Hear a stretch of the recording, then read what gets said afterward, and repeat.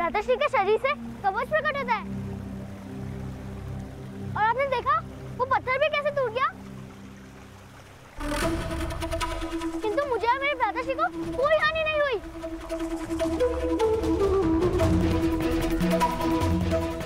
माता, अब तो देखा मैं दिव्या हूँ ना।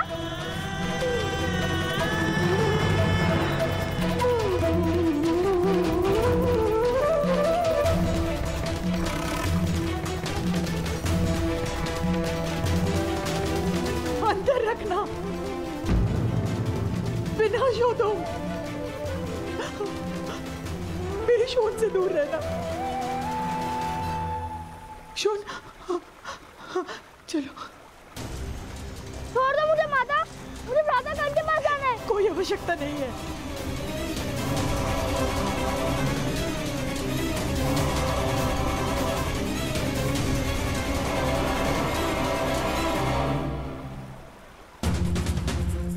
भ्राता गण दिव्य है माता, क्या आपने उनको दिव्य कवच नहीं देखा? अब हमें कोई हानि नहीं होगी। गण स्वयं हानि है शोन। यदि तुम उसके साथ रहे तो तुम पर भी विपदा आ पड़ेगी। तुम क्यों नहीं समझ रहे हो शोन? गण का कवच केवल उसी की रक्षा कर सकता है, किंतु वो हम सबके लिए मृत्यु का कारण बनेगा।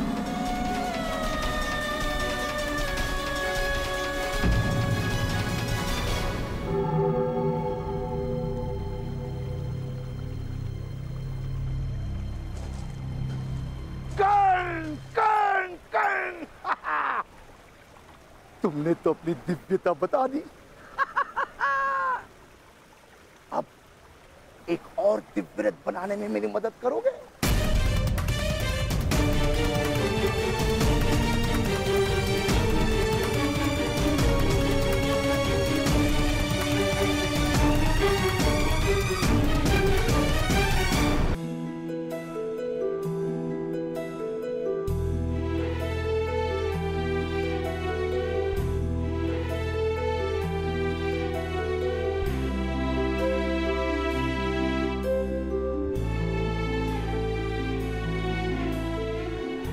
मेरी दिव्यता माता के लिए क्रोध का कारण क्यों बन गई था?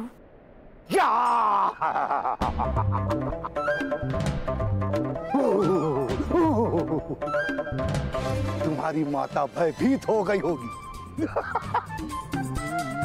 तुम्हारी दिव्यता तो प्रेम का कारण है पुत्र। किंतु माता को मेरी दिव्यता से प्रेम नहीं हुआ था। दिव्यता और प्रेम का कोई संबंध नहीं होता पुत्र। दिव्यता से या तो श्रद्धा जन्म लेती है या फिर भय। और तुम्हारी दिव्यता से तुम्हारी माता अधिक से अधिक तुम्हें प्रणाम कर सकती है, प्रेम नहीं।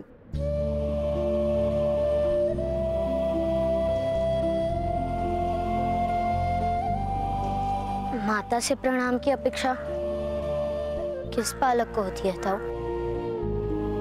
मुझे माता के प्रेम की आवश्यकता है। क्या माता मुझे कभी प्रेम नहीं करेंगी?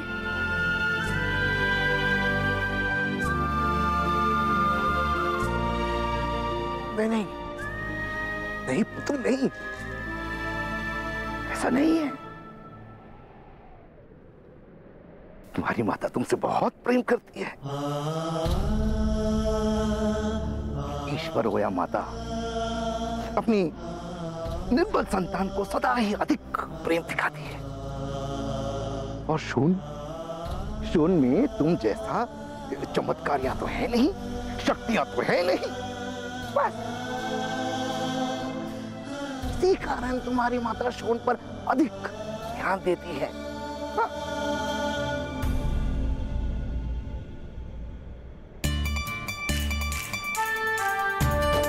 यदि ऐसा है तो मैं शून को भी मेरे समान शक्तिमान बना दूंगा। फिर माता हम दोनों को एक समान प्रेम करेंगी।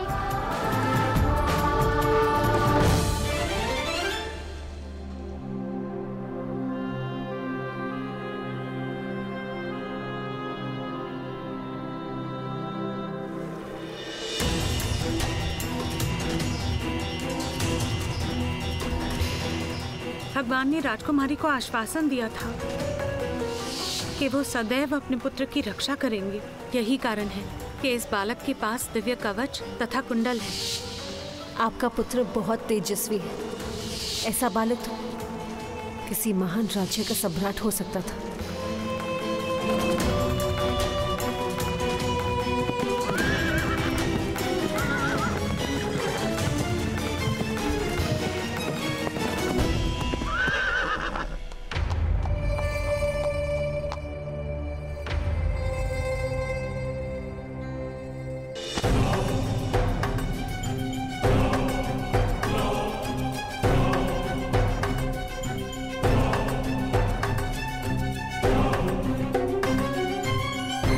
मध्यम महोदय, मेरे अश्वों को आज जल नहीं पिलाया तुमने।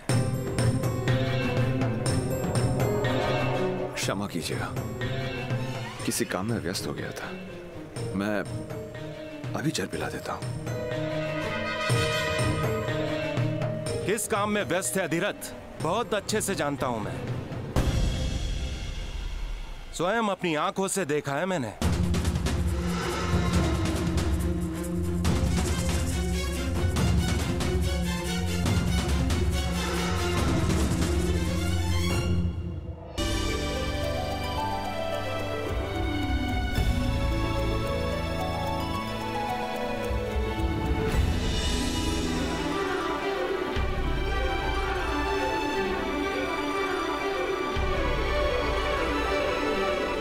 भ्रातागण, आप मत्स्य को लक्ष्य बना रहे हैं?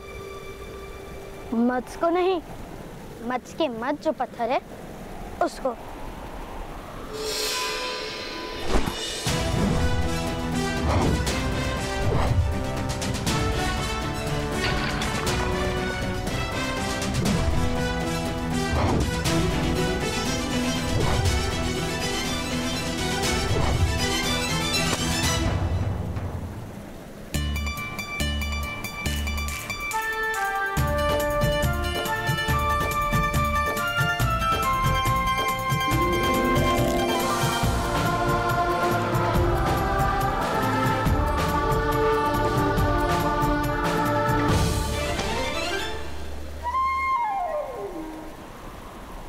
प्रयत्न करो।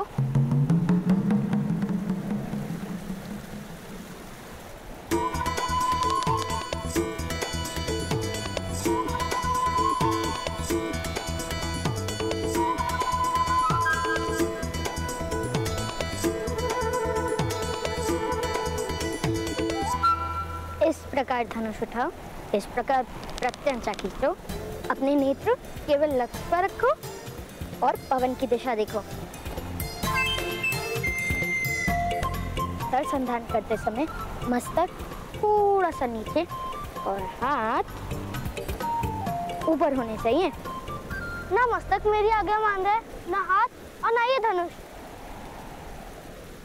मुझे लगता है मेरे कारण आपको माता का प्रेम कभी प्राप्त नहीं होगा।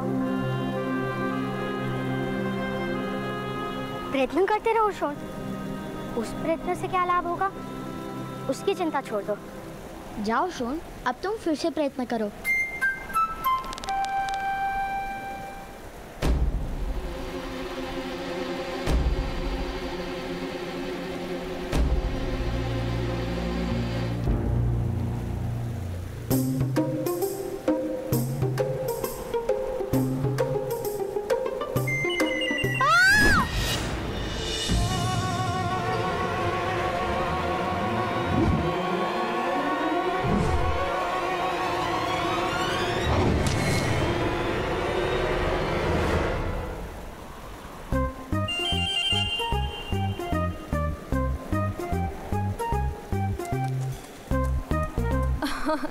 क्यों व्यर्थ प्रयत्न कर रहे हो कर्ण? मेरे पिता कहते हैं कि धनुर्विद्या सूतों का कार्य नहीं है। किंतु मेरे ताऊ कहते हैं विद्या उनकी होती है जो ग्रहण कर ले। और यदि विद्या ही क्षत्रिय होने का प्रमाण है तो शोण भी धनुर्धारी बन जाएगा।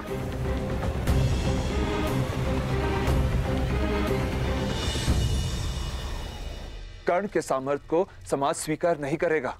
सामर्थ्य कभी स्वीकार की याचना नहीं करता, नए समाज की रचना करता है। प्रार्थना नहीं, परिवर्तन करता है।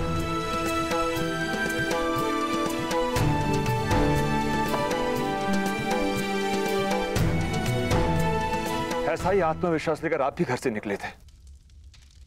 क्या हुआ? ना संसार बसा पाए और ना परिवर्तन ला पाए।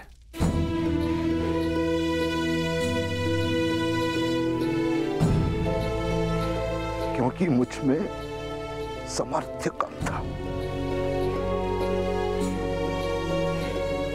किंतु कर्ण दिव्य है, वास्तव में दिव्य है। अवश्य किसी देवता का प्रसाद है ये तुम्हारा सौभाग्य है कि कर्ण ने तुम्हारे घर में जन्म लिया है। कर्ण वो है जो समय को बांधेगा, जो इतिहास का निर्माण करेगा, जो समाज में परिवर्तन लाएगा। मूर्खतापूर्ण बात मत करो। क्षत्रिय तो जन्म से ही होता है। तो क्या क्षत्रिय विद्या लेकर जन्म लेते हैं? हाँ अवश्य, इसीलिए तो कहते हैं धनुर्विद्या पर क्षत्रियों का अधिकार है। तो करो प्रदर्शन अपने क्षत्रिय होने का।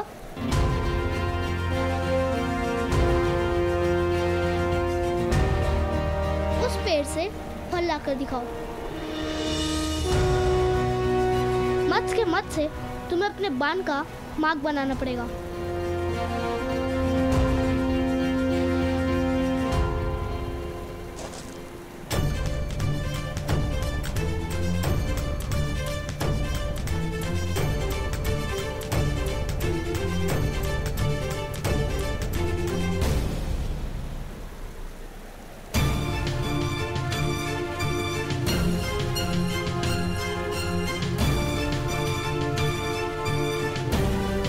प्रथम तुम करके बताओ। किंतु शोण अभी क्षत्रिय नहीं बना, उसकी विद्या भी पूर्ण नहीं हुई। किंतु तुम तो क्षत्रिय हो, तुम तो विद्या लेकर जन्मे हो। तुम ही लक्ष्यभेद कर दो। नहीं, मैं लक्ष्य भेद नहीं कर सकता। अर्थात तुम क्षत्रिय नहीं हो। तुम क्या मेरे साथ प्रतियोगिता करोगे? पहले तुम मेरे भ्राताश्री को पराजित करके दिखाओ।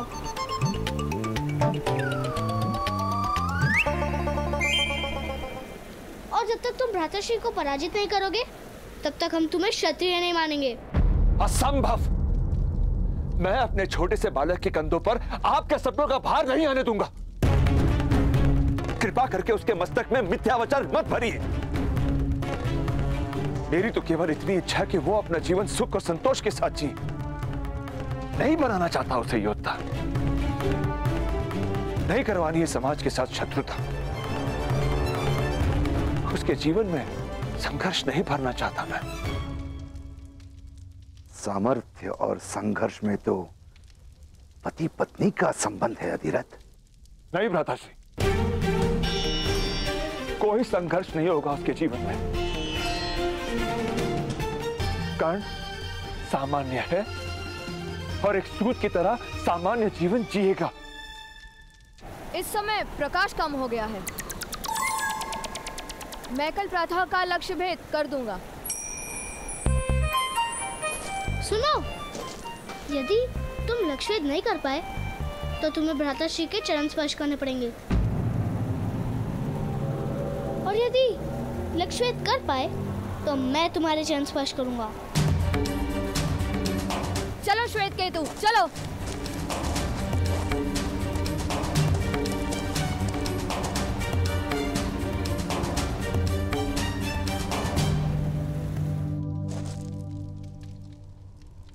एक सूत के हाथ में रथ की धुरा होती है, धनुष नहीं। ताऊ ताऊ, वो उत्तम है ना? हाँ। कल प्रातःकाल उस उत्तम के साथ भ्राताश्री की प्रतिस्पर्धा निश्चित हुई है। आप चलेंगे ना हमारे साथ? भ्राताश्री और उत्तम धनुष से लक्ष्य भेद करेंगे और और जब उत्तम पराजित हो जाएगा तब वो भ्राताश्री के चरण स्पर्श करेगा। अरे वाह! ये क्या प्रलाप कर रहे हो तुम? कोई प्रतिस्पर्धा नहीं होगी, कोई लक्ष्य नहीं होगा। किंतु पिताश्री, यदि प्रतिस्पर्धा नहीं होगी तो भ्राताश्री को उस उत्तम के चरण स्पर्श करने होंगे। तो कर्ण चरण स्पर्श नहीं, बड़ी बात करेगा।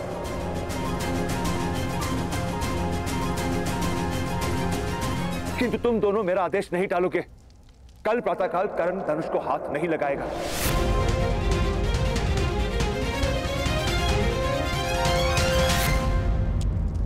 पिताश्री, कल प्रातः काल मुझे आपके साथ आने का आदेश दीजिए ना। क्यों पुत्र, सेना निरीक्षण में तुम्हें क्या रुचि? मुझे चरण स्पर्श करने में रुचि नहीं। मैंने एक भूल कर दी पिताश्री। जाओ। मेरे सम्मान पे प्रश्न हुआ तो मैंने प्रतियोगिता को स्वीकार कर लिया। भूल से कल प्रातः काल मेरी कर्ण के साथ धनुष विद्या की प्रतिस्पर्धा है। मेरी हार निश्चित है। वो सूतपुत्र अब भी ये साहस उसके पिता को चेतावनी दी थी, फिर भी यदि उसने कल धनुष का स्पर्श किया तो जीवन भर उस साहस के लिए पछताएगा।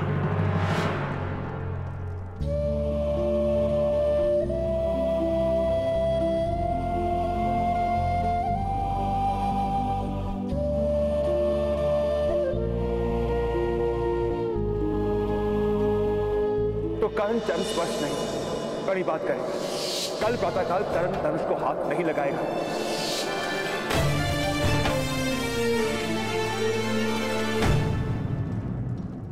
तुम्हारी ओर से मैं उत्तम के चरण स्पर्श करूंगा। शोन,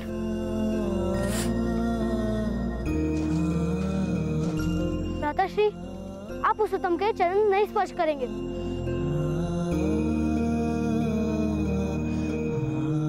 आपको प्रतियोगिता करनी ही पड़ेगी। पिताश्री का आदेश नहीं टाल सकते हम।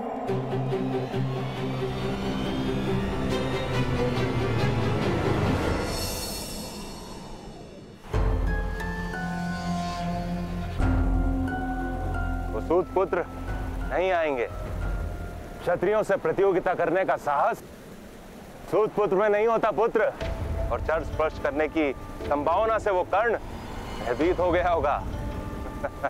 चरण स्पर्श करवाने के लिए हम उनके घर चले पिताश्री? नहीं पुत्र, अब तो गांव के बीच वो कर्ण तुम्हारे चरण स्पर्श करेगा। चलो।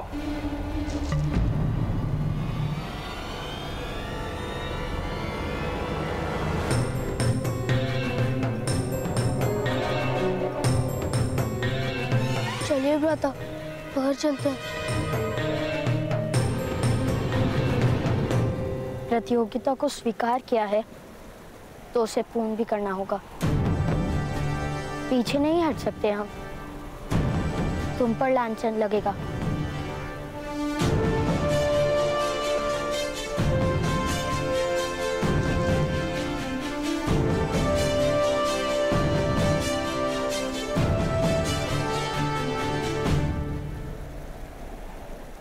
प्रतियोगिता करोगे कैसे सुतपुत्र? तुम्हें तो धनुष चलाने का अधिकार ही नहीं है। उचित कह रहे हैं आप। पिताश्री ने हमें धनुष चलाने की अनुमति नहीं दी। अंत में तुम्हारे पिता को सत्य के दर्शन हो ही गए।